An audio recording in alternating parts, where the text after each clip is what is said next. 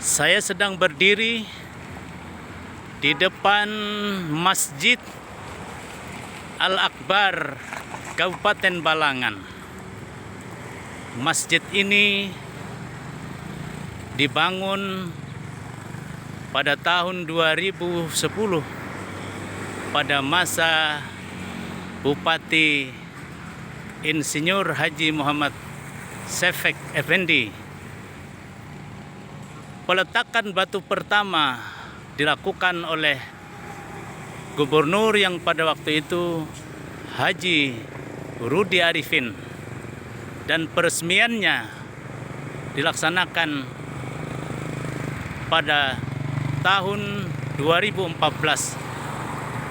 Masjid ini dibangun secara penuh atas beban biaya anggaran pendapatan belanja daerah Kabupaten Balangan.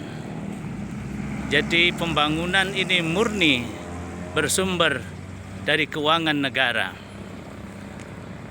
Dengan dibangunnya masjid yang megah dan agung ini diharapkan menjadi pusat peradaban umat Islam dan masyarakat pada umumnya di Kabupaten Balangan.